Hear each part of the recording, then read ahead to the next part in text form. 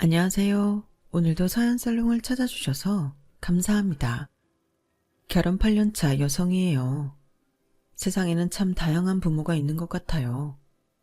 어릴 때부터 언니랑 차별을 받았던 저는 저희 부모님이 최악의 부모라고 생각했었는데요. 제 남편이 살아온 인생을 보니 제가 어리광을 부리고 살아온 것 같다는 생각이 들더군요. 저는 갓 스물이 되던 해 결혼을 했어요. 남편과는 고등학교 동창인데 고1 때부터 사귀기 시작했으니까 거의 인생의 절반을 함께 해온 셈이에요. 제가 결혼을 한다고 했을 때 저희 친정에서는 반대가 심했어요. 나이가 어렸던 것도 이유였지만 그보다는 당시 남편네 집안 상황이 걸림돌이 되었어요. 저희 시어머니는 제 남편이 3살이 되던 무렵 세상을 떠나셨어요. 원래 몸이 약한 편이기도 하셨고 임신 중독으로 상태가 더 악화되어 그렇게 되셨죠. 홀아버지 밑에서 어릴 때부터 집안 살림을 하면서 학교를 다녔던 남편은 어려운 처지에도 늘 밝은 모습이었어요. 그래서 남편의 집안 사정을 모르는 사람은 제 남편이 유복한 가정에서 부모 사랑 듬뿍 받고 자란 막내 아들일 거라고 생각할 정도였죠. 저도 처음엔 그런 줄 알았어요. 그런데 알고 보니 이미지와는 완전 상반된 인생을 살아왔더라고요. 초등학생 때부터 바쁜 아빠를 대신해 밥도 하고 빨래도 하고 집안 청소까지 하며 살았더라고요. 제가 남편과 가까워진 건 고등학교에 들어가고 몇 주 안 됐을 무렵이었어요. 어릴 때부터 언니랑 비교를 많이 당하고 살았던 저는 집에서 미운 오리 새끼 취급을 받고 있었는데 그 무렵에 그 정도가 너무 심해서 하루가 멀다 하고 엄마랑 다투곤 했었죠. 싸움의 시작은 교복 때문이었어요. 고등학교에 입학할 당시 주변 친구들은 다들 새 교복을 맞춰 입고 등교를 했는데 저는 언니 교복을 물려 입어야 했거든요. 문제는 저희 언니랑 제가 연년생이라는 거예요. 언니는 학년이 올라간다고 새 교복을 맞춰주면서 정작 입학을 하는 저한테는 언니가 입던 걸 입으라고 하니 화가 날 수밖에 없었죠. 동생이 언니 교복 물려 입는 게 뭐가 잘못됐다는 거야? 옷에 구멍이 나기랬니? 색일 바르기랬니? 멀쩡한 교복인데 뭐가 문제야?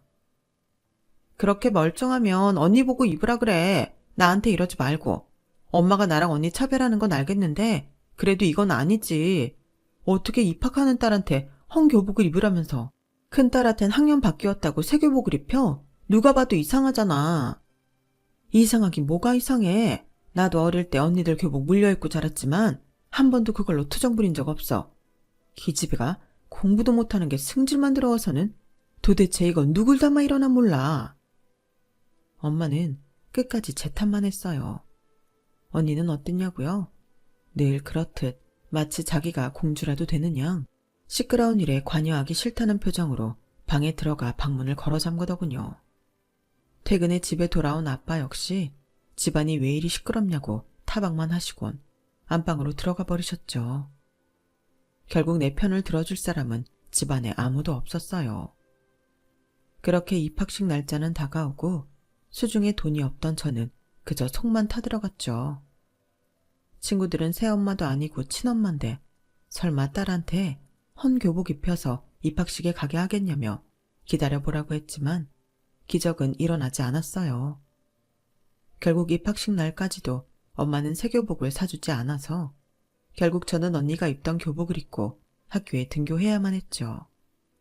안 그래도 기분이 안 좋은 판에 첫 수업에 들어온 영어 선생님은 기다렸다는 듯 제 신경을 긁어댔어요. 너 희정이 동생이라며? 네 언니는 얼굴도 예쁘고 공부도 잘하는데 넌 어떤지 모르겠네? 학기 초라 네 성적은 어떤지 모르겠다만 얼굴은 네 언니가 낫다 얘. 웃자고 한 소리였지만 어릴 때부터 늘 언니랑 비교당하며 자랐던 저한테는 가슴에 비수를 꼽는 것과 같았어요. 안 그래도 교복 때문에 기분도 안 좋은데 그런 소리까지 들으니 울컥하더라고요. 그래서 그대로 울음을 터뜨렸죠. 어머머? 얘, 내가 뭘 했다고 우니? 누가 보면 내가 너 때린 줄 알겠다? 당황한 영어 선생님은 서둘러 수업을 시작했고 수업 내내 저는 벌개진 눈으로 수업을 들어야 했어요. 그렇게 영어 수업이 끝나고 책상에 엎드려 있는데 책상 위에 초코우유가 놓이더라고요. 고개를 들어봤더니 화사하게 생긴 남자애가 저를 내려다보며 그러더라고요. 기분 꿀꿀할 땐 단 거 먹으면 좀 나아지더라. 안녕, 난 이수호야. 그 남학생이 바로 지금의 제 남편이에요. 그렇게 안면을 트게 된 남편과 저는 이후 급식도 같이 먹는 절친이 되었어요. 집에서는 누구 하나 내 편을 들어주는 사람이 없었지만 적어도 남편만큼은 늘 제 편이 되어주었어요. 그게 얼마나 위안이 되었는지 몰라요. 그렇게 껌딱지처럼 붙어 다니던 우리는 기쁜 순간도 슬픈 순간도 함께 했어요. 고등학교 2학년 기말고사를 앞둔 어느 날이었는데 평소에 지각 한 번 없던 남편이 결석을 한 거예요. 전화도 받지 않고 말이죠. 그래서 방과 후에 남편네 집에 찾아갔더니 주인집 아주머니가 그러시더라고요. 수호 아버지가 어제 돌아가셨잖아. 수호 지금 장례식장에 있을 거야. 친척도 하나 없다던데 어린 게 혼자 어떻게 장례를 치르려는지. 그 말에 정신없이 장례식장으로 달려갔어요. 조문객도 몇 명 없는 장례식장에서 남편 혼자 아버지 영정을 지키고 있더라고요. 늘 웃는 얼굴이던 남편은 마치 주일 잃은 강아지처럼 겁에 질려 있었어요. 그러다 저를 발견하고는 그제야 참았던 눈물을 흘리더라고요. 그런 남편을 꼭 안아주면서 결심했어요. 앞으로는 내가 수호를 지켜줘야겠다고요. 내가 수호의 가족이 되겠다고 말이죠. 그래서 저는 장례를 치르는 내내 남편 곁을 지켰어요. 그 바람에 부모님한테 엄청 혼났지만 그런 건 상관없었어요. 부모님한테 혼나는 것보다 나한테 소중한 사람을 외롭게 혼자 두는 게 제게는 더 큰 문제였으니까요. 20살밖에 안 된 나이에 결혼을 감행한 것도 세상에 홀로 남겨진 남편의 가족이 되기 위해서였어요. 서로에 대한 믿음도 있었고 잘 살 수 있다는 확신도 있었어요. 부자가 될 자신은 없었지만요. 그래서 부모님 반대에도 불구하고 고등학교를 졸업한 뒤 결혼식 없이 바로 혼인신고를 했어요. 물론 저희 집에서는 난리가 났죠. 내가 전혀 저럴 줄 알았어. 머리엔 똥밖에 안 듣냐니 벌써부터 발랑 까져서는 지멋대로 혼인신고를 해? 집안 망신을 시켜도 유분수지. 이제 돈내 창피해서 어떻게 고개를 들고 다니냐고. 너 인연 망치려거든 네 인생이나 망칠 것이지. 멀쩡한 네 언니 앞길까지 망치려고 작정했어? 나중에 네 언니 시집갈 때 그쪽 집에서 이 사실을 알면 네 언니가 얼마나 창피할지는 생각도 안 하냐고. 도움이 안 되면 최소한 네 언니 인생에 초는 치지 말아야지. 아우 머리야. 내가 천연 때문에 제명에 못 죽어. 엄마는 끝까지 언니 걱정뿐이었어요. 그런 상황에도 아빠는 모든 걸 엄마 탓으로 돌리기에 바빴어요. 이제 와서 누구 탓을 해? 애초에 당신이 집에서 애들을 제대로 가르쳤으면 이런 일이 일어나겠냐고. 어디서 남편감이라고 데려온 놈이 고졸해? 아우, 내가 말을 말아야지. 하여간 집안 꼴 잘 돌아간다. 부모님 중 누구도 제 인생에 대해 걱정하는 분은 없었어요. 그저 남 탓을 하거나 제가 언니 인생에 걸림돌이 되지 않을까만 따질 뿐이었죠. 상황이 이러니 제 남편이 사위 대접을 받는 건 기대도 할 수 없었어요. 혼인신고를 한 뒤 저는 남편이 살고 있는 월세집에 들어가 살게 됐어요. 그 집은 아버님이 살아계실 때 남편과 둘이 살던 집이었어요. 원래는 전세였는데 아버님이 돌아가실 때 남기고 간 빚이 있어서 그걸 갚느라 보증금을 빼서 쓰게 되었던 거였죠. 하루아침에 하나뿐인 아빠마저 잃고 집도 없이 떠돌게 된 남편이 안쓰러워 주인 아주머니가 편의를 봐주셔서 시세보다 저렴하게 살고 있었어요. 상황이 이러니 저희 집에서는 저희 결혼에 말이 많을 수밖에 없었죠. 그런데 부모님께는 말씀 못 드린 비밀이 하나 있었어요. 아버님이 남긴 빚이 다 해결된 게 아니란 거였죠. 일단 급한 건 전세 보증금을 빼서 해결을 했는데 그렇게 갚고도 여전히 빚이 남아 있었거든요. 저야 진작부터 이 사실을 알고 있었고 그래서 더 결혼을 서둘렀던 이유였어요. 같이 벌면 조금 더 빨리 빚을 갚을 수 있을 테니까요. 다만 저희 부모님은 모르는 일이라는 게 문제였죠. 빚 때문이라도 빨리 취직을 해야 했지만 인문계 고등학교를 졸업한 남편과 저로서는 마땅한 자리를 잡기 힘들었어요. 차라리 실업계 고등학교를 졸업했다면 기술직으로 취직이 쉬웠을 텐데 말이에요. 그나마 남편은 고등학생 때부터 하던 패스트푸드 아르바이트 자리라도 있었지만 저는 그마저도 없어서 엄청 초조하기만 했어요. 입은 늘었고 갚아야 할 빚도 있는데 벌이는 여전하니 걱정 때문에 잠도 오지 않더라고요. 상황이 그렇게 되자 그제야 세상에서 가장 쉬운 게 공부였다는 걸 알겠더라고요. 부모님 그늘에 있을 때는 하지 않았던 생계에 대한 고민을 하게 됐으니까요. 그래도 사람이 죽으란 법은 없다고 주변 어른들 덕분에 얼마 뒤 우리 부부는 안정된 직장을 얻을 수 있었어요. 남편은 통장님 주선으로 카센터에서 일하게 되었고 저는 정육점 아줌마 동생이 운영하는 빵집에 취직을 하게 되었거든요. 인터넷 기사에 종종 나오는 대졸 평균 월급에 비하면 한참 모자란 액수였지만 우리 부부의 상황에는 이게 어디냐 싶을 정도였어요. 카센터에 들어간 남편은 처음엔 기술이 없어서 잡일을 주로 했지만 주인 아저씨가 워낙 좋은 분이셔서 조금씩 일을 배워나갈 수 있었어요. 저 역시 처음엔 홀에서 파트타임으로 일을 시작했는데 3달이 지나자 정직원으로 승격돼서 풀타임으로 일할 수 있게 되었죠. 거기다 반년쯤 지난 뒤부터는 사장님 권유로 제빵학원을 다니며 일할 수 있게 되었어요. 홀에서 하는 일은 기술이 없어도 되니까 취직도 하기 쉬워. 하지만 그건 언제든 나 아닌 다른 사람으로 대체될 수도 있다는 얘기이기도 해. 수정아, 지금은 네가 아직 어려서 일자리도 많겠지만 애 낳고 나이 들면 점점 더 일자리 구하기 힘들어질 거야. 그러니까 지금부터 기술 배워서 네 장사를 할 수 있는 능력을 길러놔. 기술만 있으면 사람은 어떻게든 먹고 살 수 있으니까. 저희 부모님은 한 번도 제 미래에 대해 진지하게 고민해 주신 적이 없는데 정작 피 한 방울 안 섞인 사장님은 제 걱정부터 해주시더라고요.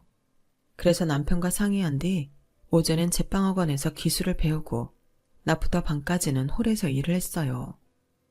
풀타임을 할 때보다는 수입이 줄었지만 그래도 미래에 대한 투자다 생각하니 마다할 이유가 없겠더라고요. 거기다 빵집에서 일하고 있는 터라 좋은 점도 많았고요. 제가 일하는 빵집은 가게 안에 빵 공장까지 있는 대규모 가게라서 틈틈이 공장장님한테 궁금한 걸 물어볼 수도 있고 가끔은 직접 공장에 들어가 눈동냥도 할 수 있었거든요. 덕분에 같이 공부하는 친구들에 비해 배우는 속도도 빠르고 이해도도 높았어요. 그러니 제과 제빵 기능사도 생각보다 쉽게 취득할 수 있었고요. 그런데 막상 자격증을 따고 나니 홀 서빙보다는 빵 공장에서 일하고 싶다는 생각이 들더라고요. 기껏 딴 자격증이니 빨리 써먹고 싶었거든요. 그래서 사장님께 말씀드리고 홀에서 빵 공장으로 부서 이동을 하게 되었어요.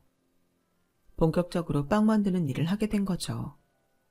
빵을 만든다고는 하지만 정확히는 샌드위치를 만들고 케이크 시트 정리를 하는 정도에 불과했지만요. 이쪽 일이 자격증이 있다고 해서 바로 빵을 구울 수 있는 건 아니거든요.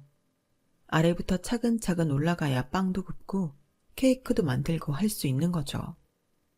제가 조금씩 청장을 해나가는 동안 남편도 자동차 정비 일이 능숙해지기 시작했어요.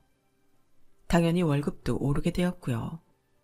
그러는 사이 언니도 결혼을 하게 되었는데 저와는 달리 대학도 잘 나오고 직장도 다들 부러워하는 곳에 들어가다 보니 결혼 상대자 역시 꽤 능력 있는 남자를 만날 수 있었어요. 그 바람에 저희 집에서 제 남편 입지는 더 좁아지게 되었죠. 우리 큰사위는 어쩜 선물 고르는 센스도 이렇게 좋을까? 사온 것마다 마음에 안 드는 게 없어. 이래서 여자는 남자를 잘 만나야 한다는 거야. 같은 사위인데도 우리 집 둘째 사위는 평생 가야 제대로 된 선물 하나 하는 적이 없지. 엄마는 형부가 사다 주는 명품백에 고가의 화장품 선물을 받으며 당연하다는 듯 제 남편과 비교를 해댔거든요. 이보게, 자네는 언제까지 손에 기름 묻혀가며 살 생각인가? 자동차 정비 일에서 언제 돈을 버냔 말이야. 그런 일을 하려거든 눈에 안 보이는 곳에서 하든지, 하필이면 엎어지면 코 닿을 데서 일을 하냐고. 내가 동네 사람들 보기 창피해서 동네에 다닐 수가 없어. 죄송합니다, 장모님.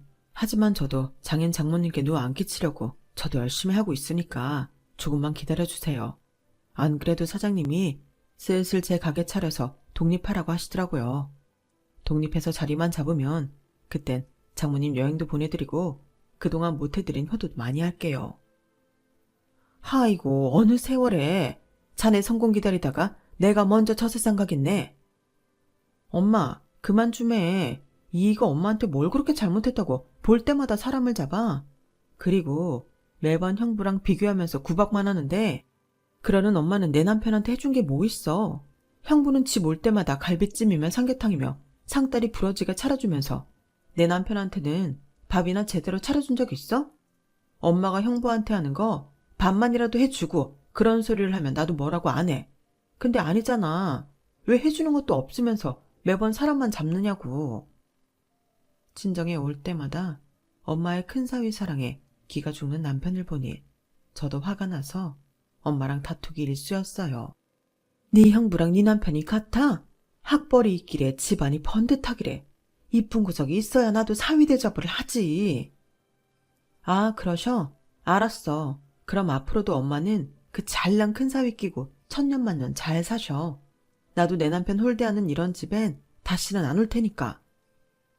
처음부터 친정행이 달갑지 않았지만 남편이 하도 닥달하는 통에 왔던 건데 결국 그날도 엄마랑 한바탕 싸우고는 그대로 집으로 돌아가고 말았어요. 그럴 때마다 남편은 제게 미안해했죠. 수정아, 난 괜찮아. 어머님이 말은 그렇게 하셔도 은근히 날 많이 챙겨주셔. 우리 카센터에 지인분들도 많이 소개해 주시고 집에 무슨 일 생기면 형님이 아니라 나부터 찾아주신다고. 그게 무슨 뜻이겠어. 맞사이보다는 내가 더 편하셔서 그런 거 아니겠어? 그래서 난 더 좋아. 그러니까 장모님한테 너무 서운해하지 마. 이 바보야. 그게 뭐가 좋아? 우리 엄마는 네가 만만하니까 부려먹는 것뿐이라고. 너도 화나잖아. 근데 왜 매번 참기만 하는 건데? 네가 이러면 우리 엄마는 앞으로도 안 달라질 거라고. 남편한테 투정을 부리기는 했지만 제가 왜 이 사람 속을 모르겠어요. 때려서 안 아픈 사람 없고 욕먹어서 기분 안 나쁜 사람 없는 건데요. 차라리 고약한 시어머니라도 살아만 계셨더라면 이럴 때 남편의 편이 되어주셨을 텐데 하는 생각이 들었어요. 그런데 제 바람이 이루어지기라도 한 것처럼 생각지도 못한 일이 벌어진 거예요. 죽은 줄 알았던 시어머니가 정말 눈앞에 나타나신 거죠.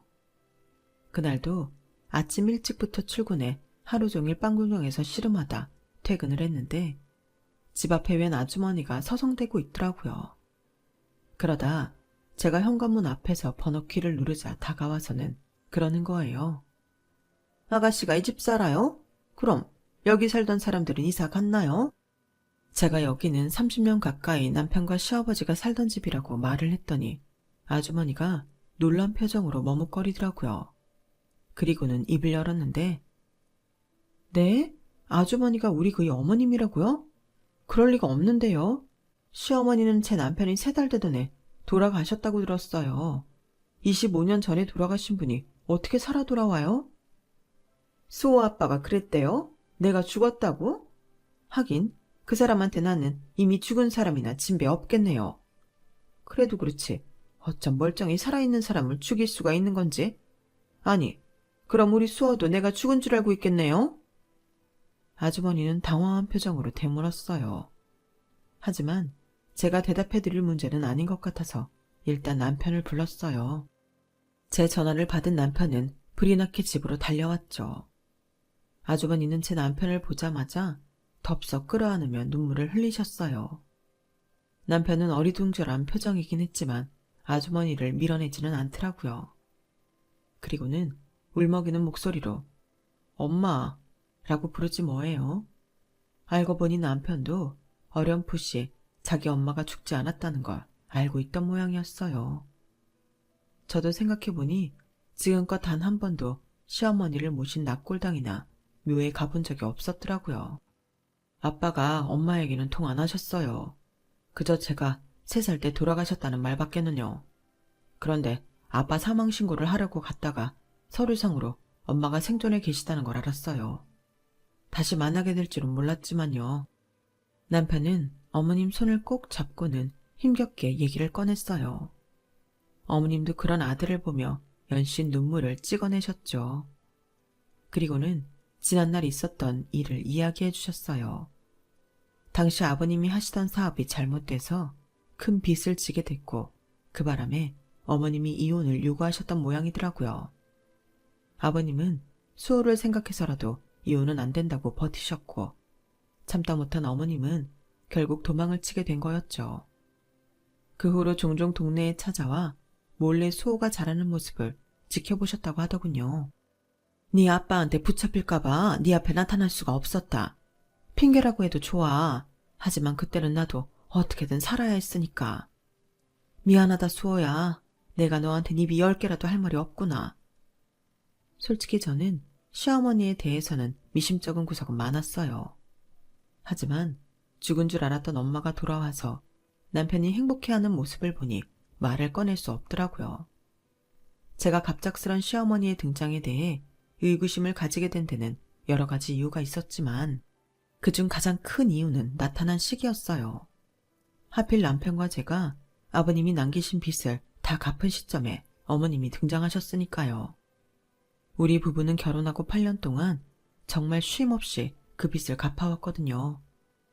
남편이 군대에 가 있는 동안에도 제가 그 빚을 갚느라 얼마나 힘이 들었나 몰라요. 그땐 저도 일을 시작한 지 1년 남짓한 때라서 벌이가 신통치 않았거든요. 그건 뭐 그렇다 치더라도 아버님이 두려워 그동안 아들 앞에 나서지 않으신 거라면 아버님 돌아가신 시점에 나타나실 수도 있었던 거잖아요. 그런데 왜 10년 넘게 기다렸다가 하필 지금 오신 거냐는 거예요. 생각하면 할수록 이상한 점 투성이었지만 그래도 남편을 생각해 참았어요.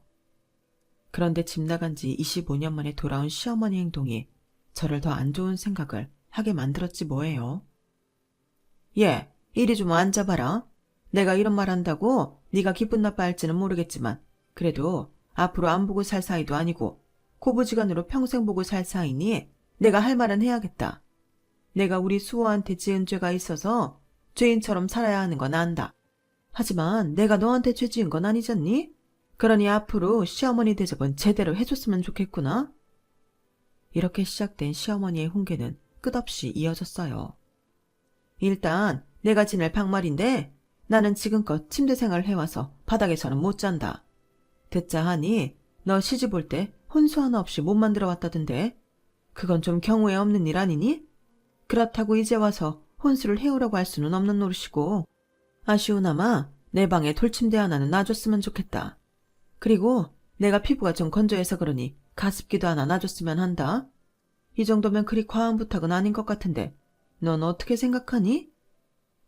나 참, 이게 과한 게 아니라고요? 돌침대가 얼만데. 아니 겉보다 코딱지만한 방에 무슨 얼어 죽을 돌침대예요. 그런데 이게 다가 아니었어요. 남편이 없을 때면 저를 붙잡고 이거 해라 저거 해라 어찌나 요구사항이 많으신지. 이래서 사람들이 고부간의 갈등을 겪는구나 싶더라고요. 남편은 오랜만에 만난 엄마라 그런지 어머님의 터무니없는 요구를 그냥 들어드리라고 하더라고요. 그러니 어쩌겠어요. 남편을 위해서라도 해드리는 수밖에요. 그렇게 시어머니를 모시고 산 지 반년쯤 되었을까요? 저희도 이제는 빚도 다 갚았겠다.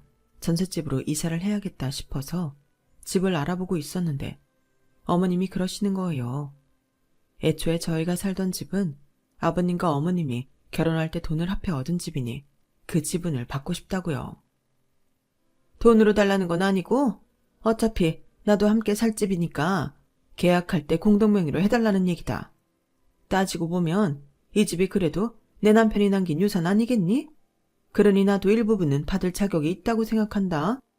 어머님, 유산이라뇨. 그동안 저희가 갚아온 아버님 빚이 얼만데요. 어머님, 이건 좀 너무하신 건 아닌가요? 아니, 그 이랑 얘기는 하신 거예요? 수호가 그렇게 하자고 해요? 예, 여기서 수호 얘기가 왜 나오니?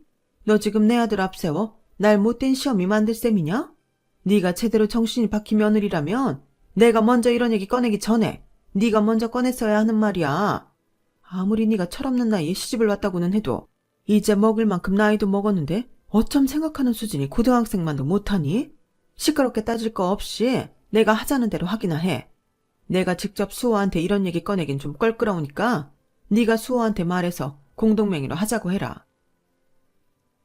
정말 난데없이 나타나서는 자기 실속만 챙기려 드는데 정말 사람 미치겠더라고요. 그날따라 남편은 급하게 끝내야 하는 일이 있어서 늦는다고 하길래 그 길로 집을 나와 친정으로 가버렸어요. 그 기분으로는 시어머니 저녁을 차려드리고 싶지 않았거든요. 평소엔 친정에만 왔다 하면 엄마랑 싸우는 통에 남의 집보다 껄끄러웠던 집이 시어머니의 등장으로 전보다 훨씬 편하게 느껴지더라고요. 툭하면 싸우기는 하지만 그래도 밖에서 터지고 나니 내 부모가 그래도 편하게 느껴지기도 했고요. 엄마도 제 표정을 보고는 지레 짐작을 했는지 평소처럼 가시돋친 말로 쏘아대지는 않았어요. 그리고는 별 말 없이 저녁상을 차리던 식탁에 제 수저도 놓으시더라고요. 입을 꾹 다문 채 꾸역꾸역 밥을 먹는데 엄마가 슬쩍 운을 띄우더라고요. 네 시어머니는 어쩌고 이 시간에 여기로 왔어? 몰라. 그 인간이 밥을 먹든 말든 내가 무슨 상관이야. 그러자 엄마는 낚싯줄을 슬슬 잡아당기듯 궁금했던 질문을 쏟아냈어요. 집 나간 지 25년이나 됐다더니 설마 니들 집에 얹혀 살 생각은 아니겠지? 남편이랑 자식 버리고 나간 사람이 이제 와서 시어머니 노릇하고 살 생각하면 안 되지. 그지? 엄마도 그렇게 생각하지? 근데 오늘 나한테 뭐라는 줄 알아? 우리가 이사가는 집 명의를 공동명의로 해달래. 자기도 아버님이 남긴 집에 대한 소유권이 있다나 뭐라나. 아버님이 결혼할 때 두 분이 공동으로 마련한 집이니까 반은 자기 거라는 거야. 어이가 없어서 말이 안 나온다니까? 저는 본물 터지듯 쉴 새 없이 시어머니가 한 얘기를 쏟아냈어요. 그러자 그때까지 말 없이 식사를 하시던 아빠가 밥숟가락을 탁 내려놓으셨어요. 그 여자가 그러든 그 집 구할 때 자기 돈도 들어갔다고? 이제와 남편 유산 챙기겠대? 이런 미친년이 다 있나? 제가 그렇다고 대답하자 아빠는 얼굴이 굳어져서는 안방에 들어가 뭔가를 챙겨 나오셨어요. 딱 보기에도 오래된 누런 서류 봉투였죠. 수정이 너 밥 다 먹었으면 옷 입어라. 나랑 네 집에 좀 가자. 그리고는 저를 이끌고 저희 집으로 향했어요. 엄마도 덩달아 아빠와 저를 따라 나섰고요. 집에 가보니 어머님이 라면을 끓여 드시고 계시더라고요. 어머님은 저를 보자마자 가정주부가 밥도 안 차리고 어디를 갔다 오냐고 소리를 질렀죠. 그러다 뒤이어 집 안으로 들어서는 저희 아빠를 보시고는 얼굴이 사색이 되었어요. 상철 씨가 여긴 어떻게? 왜요? 내가 못 올 때 왔습니까? 내가 내 딸 집에 좀 왔는데 문제 있어요? 그러자 시어머니는 저랑 저희 아빠를 번갈아 보고는 믿을 수 없다는 듯 말했어요. 수정이가 상철 씨 딸이었어요? 그리고는 누나를 굴리며 전전긍긍하더라고요. 분명 두 사람 사이에 무슨 사연이 있는 것 같았어요. 그래서 엄마와 저는 아빠와 시어머니를 흥미진진하게 바라보았죠. 먼저 침묵을 깬 건 저희 아빠였어요. 수정이한테 듣자하니 재수씨가 이 집에 대한 소유권을 주장했다는데 그 말이 맞습니까? 표정을 보니 맞는 모양이구만요. 재수씨, 내가 이런 말까지는 안 하려고 했는데 당신 참 몹쓸 인간이네요. 명수 사업망에서 죽는 날까지 빚더미에서 허우적대다 간 게 누구 때문입니까? 재수씨가 명수 동업자랑 눈 맞아서 돈 들고 튀어서 그런 거잖아요. 그래놓고 이제와 시애미 노릇을 하려고 들어요? 자식 앞에 부끄럽지도 않냐고요. 내가 수호 생각해서 그동안 입 꾹 다물고 살았는데 재수씨 이러는 거 아닙니다. 사람이라면 남편 인생 말아먹은 것도 모자라 불쌍한 자식 인생까지 망치는 짓 하면 안 되는 거라고요. 그쪽이 남편 유산 운운하며 이 집에 대한 소유권 주장한다길래 나도 이참에 묵은 빚 좀 받으러 왔습니다. 명수 결혼할 때 나한테 돈 빌린 거 기억하죠? 신혼집 구한다고 빌려간 거니 재수 씨도 잘 알 겁니다. 그때 받아둔 차용증 여기 있으니 확인해 보세요. 아빠가 건넨 서류 봉투에는 오래전 작성한 차용증이 들어있었어요. 거기에는 수호와 아버지 도장과 함께 시어머니 도장도 찍혀 있었죠. 바람난 마누라 때문에 인생 망친 명수도 불쌍하고 내가 우리 딸이랑 결혼하고 난 후에 한 사실이지만 어린 나이에 부모 잃고 부모비 갚하게만 사는 수호도 불쌍해서 그간 말 않고 있었는데 재수 씨가 유산 받겠다는 얘기를 하니까 나도 가만히는 못 있겠더라고요. 그래서 이참에 재수 씨한테 이비 다 받아내야겠습니다. 그러자 시어머니가 표독스럽게 인상을 쓰며 그러는 거예요. 그 빚을 왜 내가 갚아요? 유산은 아들이 받았는데 내가 왜요? 돈 받고 싶으면 수호한테 받으세요. 난 모르는 일입니다. 그때였어요. 엄마, 언제 왔는지 남편이 현관에 서서 떨리는 목소리로 말했어요. 정말 엄마가 우릴 떠난 이유가 남자 때문이었어요? 아빠가 빚더미에 앉은 게 엄마 때문이었냐고요. 그래놓고 이제 와서 아빠 유산을 챙기겠다고요? 아빠도 내 인생도 이렇게 망가뜨려놓고 미안한 마음도 없이 돈만 챙길 생각이냐고요. 아빠는 죽는 순간까지 엄마에 대해 나쁜 말 한 적 단 한 번도 없었어요. 적어도 자식한테만큼은 좋은 엄마로 남겨주고 싶으셨을 테니까요. 그런데 엄마는 그런 사랑받을 자격도 없는 사람이었네요. 아빠가 불쌍해요. 엄마 같은 사람 때문에 고생만 하다 간 아빠가 불쌍하다고요. 차라리 오지 말지 그랬어요. 그랬으면 지금처럼 엄마를 미워하게는 안 됐을 텐데. 남편은 주저앉아 울음을 터뜨렸어요. 그런데도 시어머니는 독을 쓰고 씩씩거리기만 했죠. 마치 자신의 본 모습이 들킨 게 억울하다는 듯이요. 뭐 이렇게 된 거 어쩔 수 없구나. 이제부터라도 지난 일 다 털고 네 엄마로 제대로 살아보려고 했는데 상황이 이렇게 됐으니 별 수 있겠니? 다시 남남으로 지낸 수밖에. 수어 너도 내 얼굴 보고 살기 싫을 테니까 내가 나가마. 시어머니가 방에 들어가 서둘러 짐가방을 챙겨놓았어요. 그러자 저희 아빠가 그 앞을 가로막았죠. 가긴 어디를 간다는 겁니까? 아직 계산이 안 끝났잖아요. 이 차용증에 분명히 재수씨 도장 찍혀있죠. 그러니 빚 갚으세요. 이건 수호 앞으로 된 빚도 아니고 당사자가 이렇게 살아있으니 온전한 재수씨 빚입니다. 그간 밀린 이자까지 합해서 10원짜리 동전 하나 빠짐없이 다 받을 테니까 10년이 걸리든 50년이 걸리든 다 갚으라고요.